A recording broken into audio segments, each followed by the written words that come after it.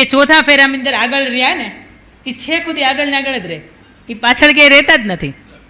પણ 3 પુરુષ 3 ફેરા આગળ ફરે છે, એનો મતલબ એ થાય છે કે તું ઈચ્છીશ હું એવો બનીશ, તારી દરેક જવાબદારીઓ છે એ હું નિભાવીશ, તારા જીવનના દરેક સુખ દુઃખ હશે એની અંદર હું સાથ આપીશ. આ 3 વચન કંઈક એવા છે. અને ચોથાની અંદર જ્યારે પત્ની આગળ આવે છે ત્યારે એવું કહે છે કે તમને કદાચ પ્રાણ લેવા માટે યમરાજ પણ આવે તો પહેલાં આડી હું ઊભી છું અને પછી તમને એને સ્પર્શ કરવો જોઈએ. એટલે દુનિયાની વિકટમાં વિકટ સ્થિતિ કેમ ન આવે, પણ હું તમારી સામે રહીશ, હું તમારી સાથે રહીશ ને હું તમારી આગળ રહીશ. પણ આ ચોથા ફેરાનું મહત્ત્વ આજના સમયની જે જનરેશન છે, જે અત્યારે 35-40 ને અત્યારે નવપરણિત જે 25-30માં આવતી હશે, આ બધા જ ભૂલી ગયા છે. એને એવું છે કે લગ્ન થયા એટલે પોતે કમાવું છો, પોતે નથી કમાતા એ અલગની વાત છે. એ સરસ મજાના પતિ કમાય છે, એના પૈસા જલસા કરો, એના પૈસા બ્રાન્ડેડ કપડાં પહેરો, એના પૈસા સરસ મજાનો બ્રાન્ડેડ મેકઅપ વાપરો, એના પૈસે તે બધું જ જે પણ તમારો શોખ જે પણ દુનિયાના છે બધા એના પૈસા પૂરા કરો. પણ ત્યારે મારે તમને એ વાત કહેવી છે કે ચોથા ફેરાનું ખરેખર મહત્ત્વ એક પત્ની તરીકે આપણે કેવું સમજી શકીએ, અથવા તો આપણે કેવા એવા બની શકીએ કે ચોથો ફેરો આપણે આગળ રહીને ફર્યા છીએ ને એનો એ સાર્થક થાય. સૌથી પહેલી વાત કે જ્યારે મિથિલા નંદિની એટલે માતા સીતાજી કે જ્યારે એમના લગ્ન થયા ત્યારે જનક રાજાએ ખૂબ સરસ મજાના દુનિયાના સર્વશ્રેષ્ઠ પૂર્ણ પુરુષોત્તમ કહી શકાય આવું પાત્ર પસંદ કર્યું હતું. સારું સમૃદ્ધ પરિવાર, અયોધ્યા, સુખી, કે જ્યાં એક ફૂલડું ખીલે ને તો હજારો મધમાખીઓને આવવાનું મન થાય, આટલું સુખી, આવું પસંદ કર્યું હતું. છતાંય કાળક્રમે વિધિની વક્રતાએ એમના જીવનની અંદર વનવાસ આવ્યો. ત્યારે સીતાજીને તો વનવાસ મળ્યો જ નહોતો, પ્રભુ શ્રી રામને એકલાને જ મળ્યો હતો. લક્ષ્મણને એવું થયું કે ભાઈ એકલા પડશે, હાલો હું સાથ પીરાવું, તો એ સાથ પુરાવ્યો. તો સીતાજીને એમ કે જ્યાં રામ ત્યાં જ સીતા હોય ને, સીતાજીએ 14 વર્ષનો વનવાસ એની સાથે વિતાવવો જોઈએ. 14 વર્ષને અયોધ્યાનું રાજ્ય ભોગવીને કરે શું? એટલે સીતાજી પણ વલકલ પહેરીને તૈયાર થયા. અને સીતાજી જ્યારે વલકલ પહેરીને તૈયાર થયા ત્યારે પ્રભુ શ્રી રામે કીધું હતું કે સીતાજી દેવી, આપણે કોઈના લગ્નમાં કે રિસેપ્શનમાં કે એમાં ક્યાંય જતા નથી, આપણી હળવી ભાષામાં હું વાત કરું છું. સીતાજી કે તમે સાથે છો ને? પ્રભુ શ્રી રામ કહે છે હા. તો કે તમે સમજો ત્યાં તમારી આસપાસ 15-17 નોકર ચાકર કે તમારી કેશ ગૂંથી દે કે તમને 56 ભોગ પીરસે એવું કોઈ નહીં હોય, તમારે બધું જાતે કરવું પડશે. તો કે તમે સાથે છો ને? પ્રભુ શ્રી રામ કહે છે હા. તો કે દેવી તમે સમજો ત્યાં પાણી પણ જાતે લાવવું પડે, રસોઈ પણ જાતે બનાવવી પડે, અને હજારો કરોડો જે એમ કહી શકાય કે અલગ અલગ રાક્ષસોના અવાજ હોય એની વચ્ચે તમારે આરામ કરવો પડે. ત્યાં કંઈ સરસ મજાના તમારી શૈયા, તમારી ફૂલની પથારી નહીં હોય, ત્યાં તો તમારે ભોંયતળીએ સૂવું પડશે, ત્યાં તો તમને અન્ન નહીં મળે તો તમારે ફળ ફૂલે ખાવા પડશે. ત્યારે સીતાજી એવું કહે છે કે તમે સાથે છો ને? પ્રભુ શ્રી રામ કહે છે હા. તો આવો. આવ્યા. 14 વર્ષનો આપણે જાણીએ છીએ મુજબ ખૂબ દુઃખની સાથે, ખૂબ પીડાની સાથે, અને અંતકાળની પીડા તો ખૂબ વધારે હતી કે જે સ્ત્રી પૂર્ણ પુરુષોત્તમના પત્ની હતા, પવિત્ર હતા, અને છતાં એમને રાવણના અશોક વાટિકામાં રહેવું પડ્યું હતું. આવ્યા એક ધોબીના કહેવાથી ફરીથી કે આવી મારી સ્ત્રી હોય, આવી મારી પત્ની હોય તો બીજાના ત્યાં રહીને આવી હોય તો હું ન સ્વીકારું. સર્વાનુમતે નક્કી થયો કે સીતાજીને 2 બાળકોની સાથે, ગર્ભાવસ્થાની સાથે એમને અયોધ્યાની અંદરથી બહાર કાઢવામાં આવે અને કોઈ સંતના આશ્રમની અંદર મૂકવામાં આવે. ત્યારે સીતાજી હસતા મુખે કીધું તું કંઈ મને વાંધો નથી. પણ એ પછી ફરીથી સીતાજી આવ્યા અને જ્યારે અગ્નિ પરીક્ષા દીધી, અને અગ્નિ પરીક્ષા દઈને પછી સીતાજીને એવું લાગ્યું કે હવે ધરતીની અંદર સમાવા સિવાય મારી પાસે હવે કોઈ વિકલ્પ નથી વધ્યો. ત્યારે ધરતી માતાને એવું કહે છે કે જો મારી અંદર પવિત્રતા હોય, જો મેં ખરા દિલથી કોઈની સેવા કરી હોય અને મેં ખરા દિલથી રામ સિવાય કોઈને પતિ ન માન્યા હોય તો આપ મને જગ્યા કરો. અને એક ક્ષણ એ નથી લાગતી, અને એક ક્ષણની અંદર એની અંદર એક તિરાડ થઈ જાય છે કે સીતાજી સમાવાના હોય. પણ એ પહેલાં સીતાજી બધાની માફી માગે છે, બધાની સાથે પોતાની જે છેલ્લી વાતો હોય એ કરી લે છે, અને પ્રભુ શ્રી રામને દૂરથી 2 હાથ જોડે છે ને એવું કહે છે કે ત્વમેવ ભર્તા નચ વિપ્રયોગ, મળો તો જન્મો જન્મ તમે જ પતિ સ્વરૂપે મળો, અને જો તમે પતિ સ્વરૂપે ન મળવાના હોય તો મને પણ આ સ્ત્રીનો અમૂલ્ય દેહ મળે નહીં. આ માતા સીતા કે જે ચોથા ફેરાની અંદર સ્ત્રી આગળ હોય અને કેવી હોય ને આ એની વાત શીખવે છે આપણને. જીવનની અંદર સુખ દુઃખ, આ સુખ અને દુઃખ એ જીવનના એક સરસ મજાનો રથ છે ને, એના બંને પડ્યા છે. ક્યારેક એક આગળ હોય તો ક્યારેક એક પાછળ હોય, અને સુખ હોય ને ત્યાં દુઃખે આવે, અને દુઃખ હોય ને એક ક્ષણિકનું હોય છે. ભગવાન શ્રી કૃષ્ણએ 700 શ્લોકની અંદર એક મહત્વનો શ્લોક અર્જુનને શીખવતા કહ્યું હતું કે પાર્થ, લખી રાખજે કે હસવાની ઘડી છે ને એ પણ ક્ષણિકની છે, અને રડવાની ઘડી છે ને એ પણ ક્ષણિકની છે. અને એના પછી સ્ત્રી પાત્ર એટલે બીજું દ્રૌપદી. એમના 5 પતિ, પહેલા તો એક હતી, એમાંથી પંચાળ દેશની હતી એટલે પાંચાળી થઈ, પછી 5 પાંડવોની પત્ની બની. એટલે એ પીડા કેટલી હતી એ સમજી શકાય. એક સ્ત્રી 5ની વચ્ચે વેચાય એ બહુ અઘરી વાત હતી. એ વેચાયા પછી પોતાના સક્ષમ, દિવ્ય કહી શકાય, આર્યપુત્ર કહી શકાય, ભગવાનના સંતાનો કહી શકાય, એવા પોતાના 5 પતિઓની સામે પોતાને માથું નીચું થયું, પોતે જુગારની અંદર હારી, પોતાના વસ્ત્રનું હરણ થયું, એ પણ પોતાના 5 પાંડવો જે હતા એની હાજરીની અંદર. પણ છતાંય આ સ્ત્રીને જ્યારે સર્વાનુમતે છેલ્લે 1 વર્ષ અજ્ઞાતવાસની સાથે ટોટલ 13 વર્ષનો વનવાસ મળ્યો હતો, ત્યારે પણ દ્રૌપદીએ એવું કીધું હતું, કંઈ વાંધો નહીં, ભલે અજ્ઞાતવાસની અંદર મારે કોઈકની દાસી બનવું પડશે, પણ હું તમારી સાથે વનવાસની અંદર આવું છું.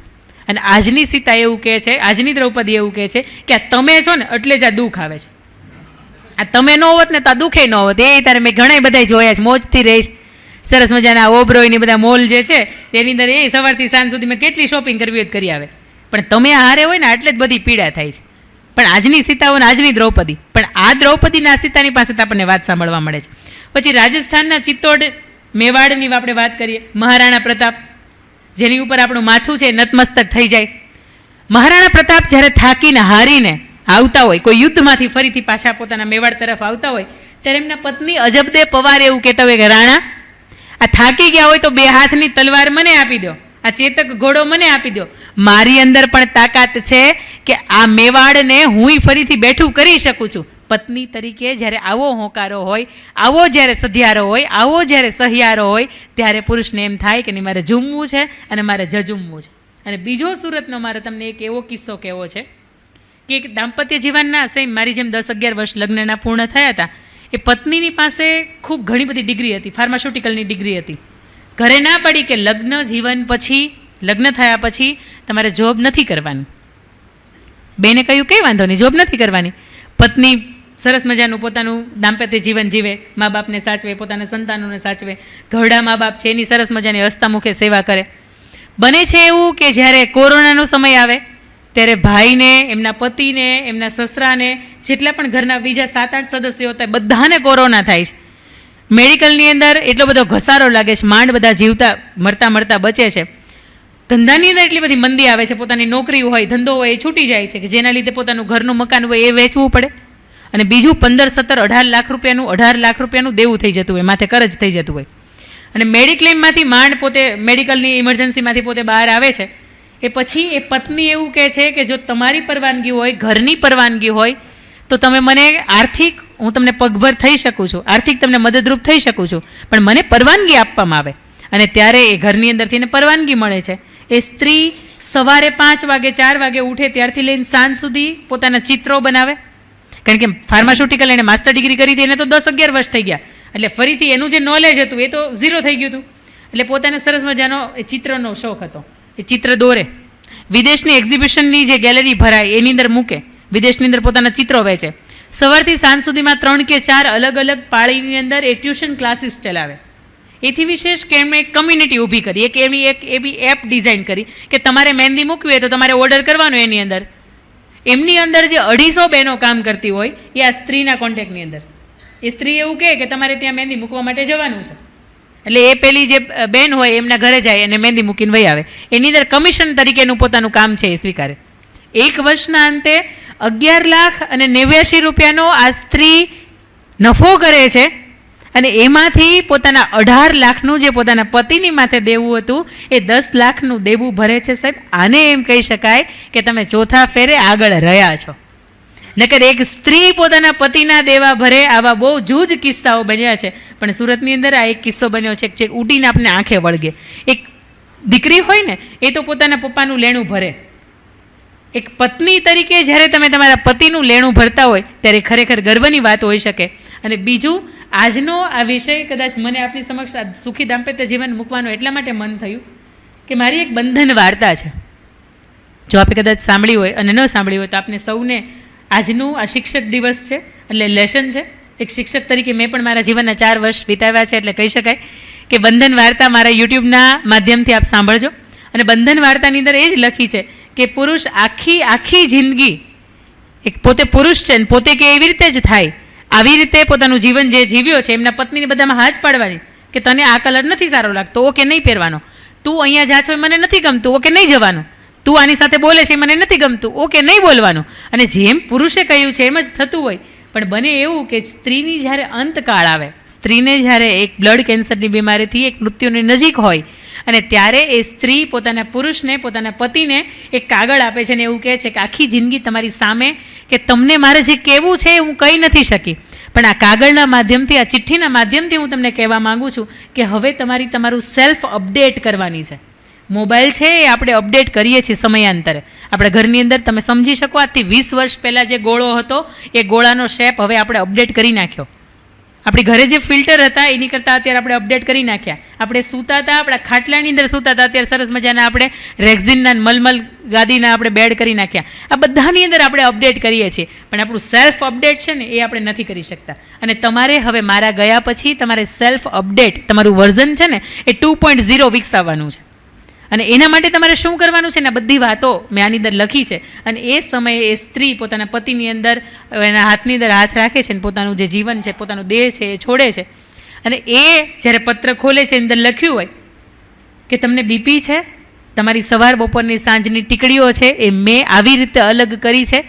મારા ગયા પછી કદાચ બની શકે કે આ ટીકડીઓ અલગ કરનારું કોઈ ન હોય તો તમારે સવારમાં મોટી ગોળી અને સાંજે આ નાની ગોળી લેવાની છે ને એ ભૂલાય નહીં.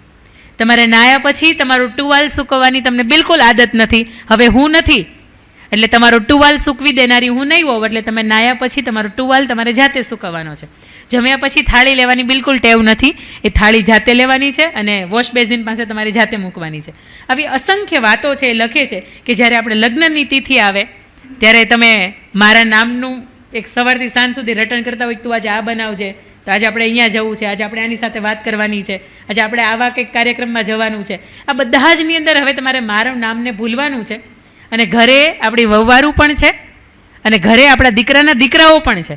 તમારે એને પણ સમય આપવાનો છે ને તમારો જે તીવ્ર આવેગવાળો જે મગજનો ગુસ્સો છે એને તમારે બિલકુલ શાંત રાખવાનો છે. આવી અસંખ્ય વાતો છે એ લખે છે. અને ત્યારે એ પુરુષ એના પત્નીનો તો સાથ તો નથી રહેતો, પણ એ ચિઠ્ઠીની અંદર પોતાની પત્ની છે એ સાથે જ છે, આવા વિચારોની સાથે રડી પડે છે. અને અંદરથી એને એવું થાય છે કે કદાચ આ 2.0 મારું અપડેટ વર્ઝન જો હું આગળ બદલી ગયો તો સારું હતું, મને મારી જિંદગીના યાદ કરી શકાય આવી કલાકો, આવી ક્ષણો કે આવા દિવસો એનું ભાથું મને મળ્યું હોત.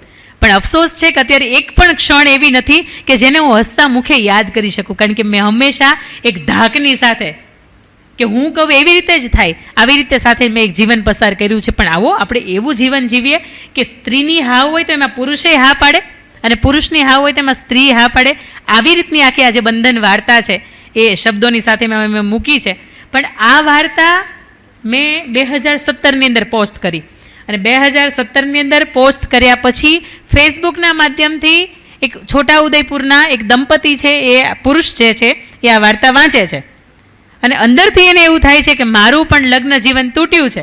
મારો 1.5 વર્ષનો દીકરો હતો, મારા પત્ની આવીને એવું કીધું કે પહેલાં તો બાથી કામ થતું હતું, હવે હું મારો દીકરો લઈને આવી છું, મારે ઉડવામાં વહેલા મોડું થાય, મારાથી કામ કદાચ ન થાય તો બા થોડુંક મેનેજ ન કરી શકે. અને ત્યારે પહેલાં ભાઈએ એને એવું કીધું હતું કે તુંય આવી છો તો તું અહીંયા રહે કે ન રહે શું ફેર પડે. અને પહેલી સ્ત્રીને એવું થાય છે કે બરોબર છે, જો મારા રહેવાથી અહીં કંઈ ફેર ન પડતો હોય તો મારે મારા પિયર જતું રહેવું જોઈએ. આવી સામાન્ય નાની એવી તકરારથી પોતાના પિયરે ચાલ્યા જાય છે. અને ત્યાં ગયા પછી એક પણ જાતનો ફોનનો કોન્ટેક્ટ નહીં, એક પણ જાતનો ચિઠ્ઠીનો કે પત્ર વ્યવહારનો કોઈ પણ જાતનો કોન્ટેક્ટ નહીં. અને સર્વ કોન્ટેક્ટ છે એ તોડી નાખે છે, કંઈ ફોન નહીં કરવાના, પરિવારને મળવાનું નહીં, છૂટું નહીં કરવાનું. આવું 9.5-10 વર્ષ સુધી ચાલે છે. અને આ વાર્તા વાંચ્યા પછી એમને એવું થયું કે મારા પત્નીનો જો વોટ્સઅપ નંબર કદાચ એનો એ હોય તો હું એને મોકલાવું. 2017ની અંદર એ ભાઈ છે એ પોતાના પત્નીને આ વાર્તા મોકલે છે. એ પત્નીને એટલી બધી અસર થાય છે કે એના પત્ની એવું કહે છે કે કદાચ તમારે કે મારે એકબીજાની જરૂર નથી, પણ આપણો જે 1.5 વર્ષનો દીકરો હતો એ આજે 10 વર્ષનો થઈ ગયો છે. એ મને જ્યારે એવું પૂછે છે કે મારા પપ્પા કોણ છે, એ શું કરે છે, મને કેમ તો એની પાસે લઈ જતી, ત્યારે એ સવાલના જવાબ હું નથી આપી શકતી. અને તમારે મારે જો એકબીજાની જરૂર નહીં હોય તો ચાલશે, પણ આપણા દીકરાને એના પિતાની જરૂર છે.